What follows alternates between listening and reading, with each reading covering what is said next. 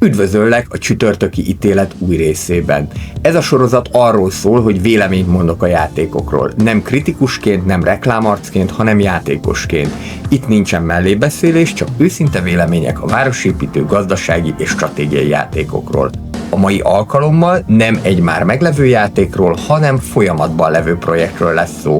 Andy Stark, aki egy személyben fejlesztő és kiadó is, az elmúlt héten jelentette be City State Metropolis játékát, amely a tervek szerint 2026 első negyedévében fog megjelenni. A különböző közösségi csatornákon az érkező játék trélere valósággal végig söpört. A lelkesedés a városépítő rajongók körében pedig óriássá vált. Olyannyira, hogy sokan már a City Skylines 2 riválisaként emlegetik. A mai csütörtöki ítéletben éppen ennek jártunk utána. Vajon valódi indoka van ennek a korai hype-nak, vagy csupán a rajongók hurrá optimizmusáról van szó? Tartsatok velem, és ha tetszenek az ilyen elemzős tartalmak, akkor kérlek dobjatok egy feliratkozást is a csatornára. Ez a mai csütörtöki ítélet, már is kezdünk.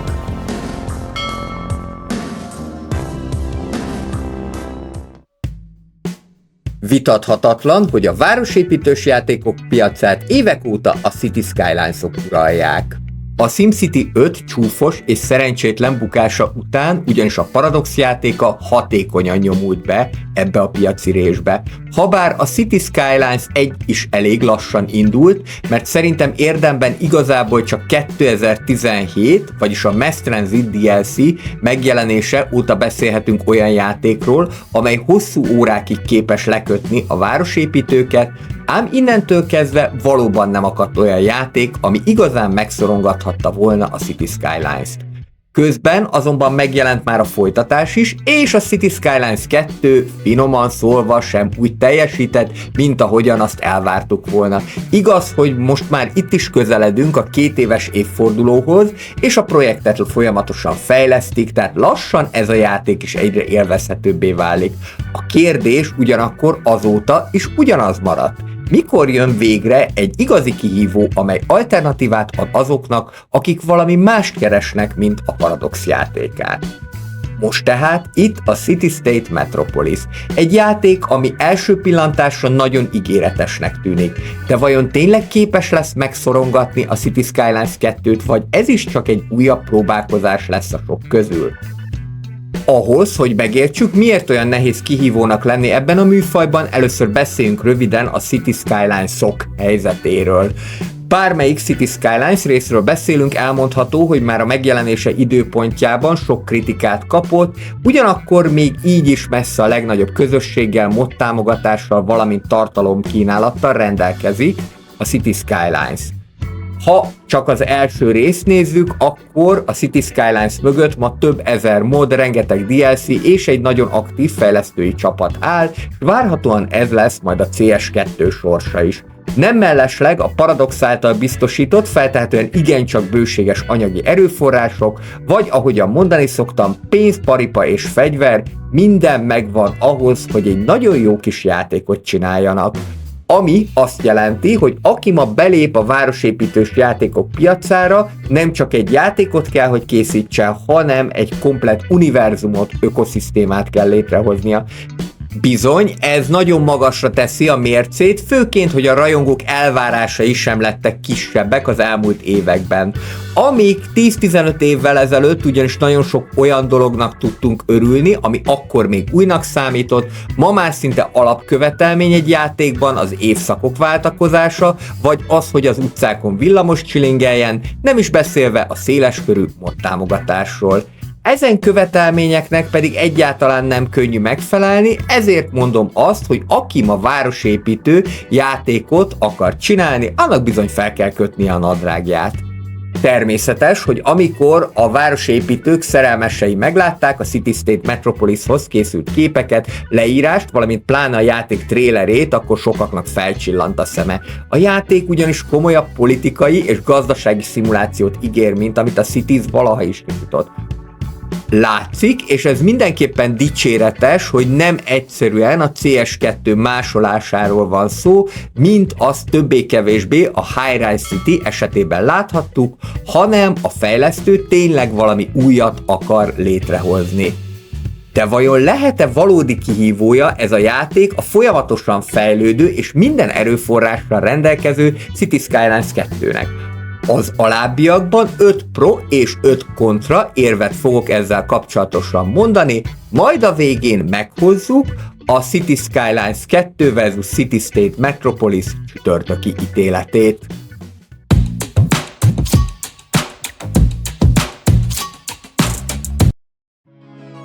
Lássuk először a játék mellett szóló érveket. Az első pozitívum a City State Metropolis politikai mélysége és a döntéshozatala. A City State Metropolisban nem csak városokat építünk, hanem olyan politikai döntéseket is hozunk, amelyeknek valódi következményei vannak. A költségvetés, a törvények és a társadalmi viták mind formálják a város fejlődését. Ezáltal olyan réteget ismerhetünk meg, amely a City Skylines-okban ilyen formában soha nem jelent meg. A fókusz így egyértelműen máshová helyeződik, nem csupán polgármesterként kell irányítanunk a várost, hanem, mint a játék neve is mutatja, egy egész városállamról kell gondoskodnunk, ezzel együtt pedig kezelnünk kell a városállamunk társadalmi és politikai kihívásait is. A második erősség az egyedi gazdasági rendszer, amely közvetlenül kapcsolódik a társadalmi hatásokhoz. Ha olcsón és gyorsan építünk, nő a társadalmi mobilitás. Ha drágán és környezetbarát módon, akkor az emeli a földárakat, valamint vonzza a befektetőket. A játék komolyan veszi az olyan jelenségeket, mint az infláció, a munkanélküliség, vagy akár a gentrifikáció, amely a korábbi nyomornegyedek átalakulását jelenti, mint ahogyan azt a New York-i Harlem egyes részeiben is láthatjuk. Mindez sokkal közelebb hozza a szimulációt a valósághoz, egyszer mint nagyobb kihívást is jelent a játékosok számára.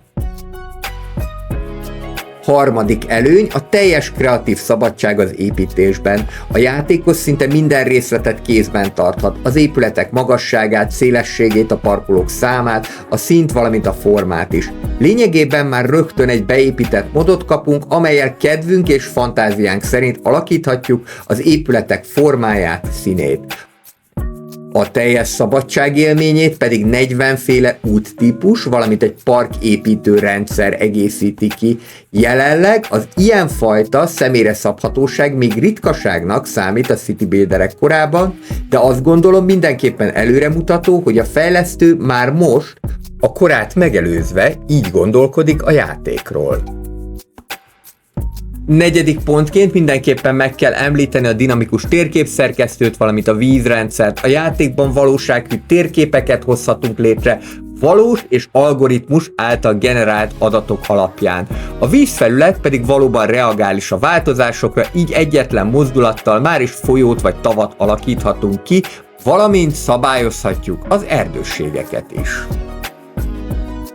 Végül pedig az egyik legnagyobb vonzerő a City State Metropolisban az úgynevezett crowd-based szimuláció, amely lehetővé teszi, hogy a városainkban akár 1 milliónál is több ember éljen. Mindezt közepes gépigény mellett, ami óriási előny a City Skylines 2-höz képest, amely még erős gépeken is sokszor akadozik. Nem is beszélve a tárhelyről, ami a játék jelenlegi leírása szerint összesen 10 GB, összehasonlítva ez a CS2 60 GB-jával igen barátságosnak tűnik. Lássuk most az ellenérveket. Az első probléma, hogy a játékot gyakorlatilag egyetlen ember fejleszti. Ez önmagában valóban tiszteletre méltó teljesítmény, de komoly kockázat a jövőre nézve. Hibajavítások, új funkciók és hosszú távú támogatás tekintetében bizony ez komoly hátrány. Persze, alapvetően vannak sikeres egyszemélyes projektek, így például a Manor Lords vagy az eredetileg egyszemélyesnek indult Workers and Resources Soviet Republic. Reális veszély azonban, hogy a kezdeti lelkesedés kifárad, vagy éppen a fejlesztő más projektbe kezd bele. Ebben az esetben pedig a játék támogatása is megszakadhat, pont úgy, ahogyan a fejlesztő előző játéka, a City State 2 esetében is azt láthattuk.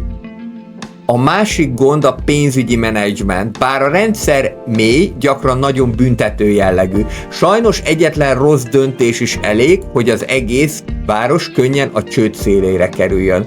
Persze én most a City State 2-ből, a játék elődjéből indulok ki, amellyel magam többször is próbálkoztam, viszont itt igencsak megszenvedtem a bevételek és a kiadások egyensúlyban tartását, és bizony ez a játékmechanika számomra nem volt egyértelmű. Ha pedig ugyanez marad a City State Metropolisban is, akkor az ilyen kudarcoktól a játékosok előbb-utóbb inkább frusztrálódni fognak, mintsem hogy élveznék a kihívást. Ez pedig simán elriaszthatja a városépítő játékok casual közönségét.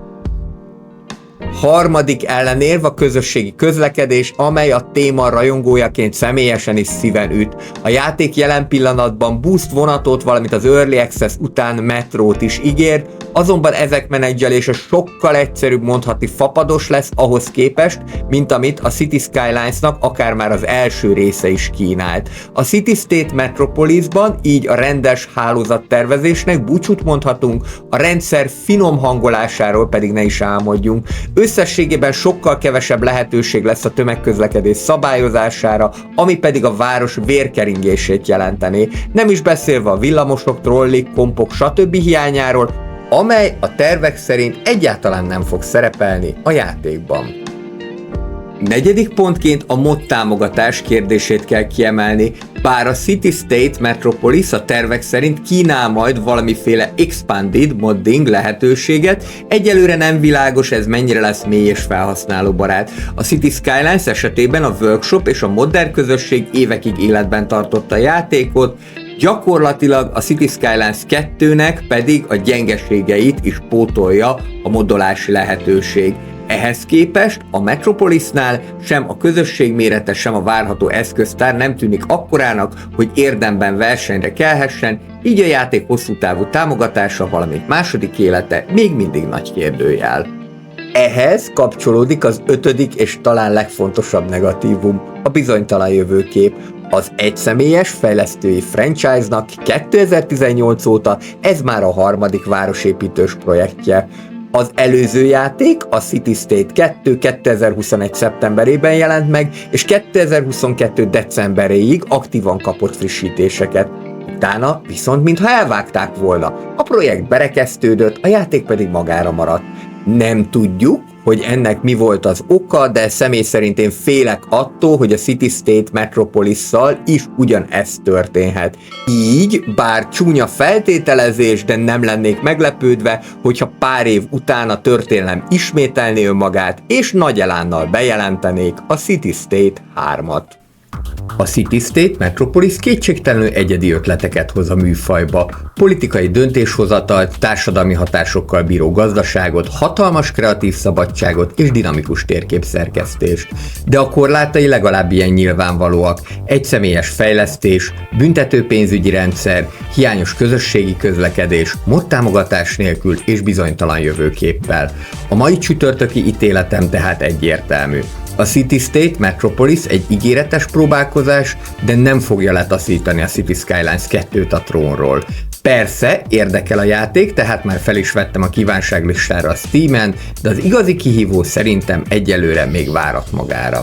Köszönöm, hogy megnézted ezt a videót, ha tetszett, akkor kommentel, lájkkal, feliratkozással, valamint a videó megosztásával kérlek támogasd a csatorna munkáját. Hamarosan pedig jövök újabb videókkal a gazdasági, stratégiai és városépítő játékok világából. Legyen szép napod és jó játékot!